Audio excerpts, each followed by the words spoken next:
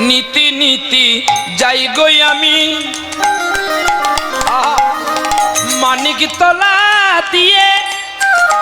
ওরে পথের মাঝে আছে মানি একবার চোখে দেখলাম না রে নীতি নীতি মানিক তলা দিয়ে যাই আমরা প্রতিদিন কাজ করতে মগরাহাটে ট্রেনে উঠি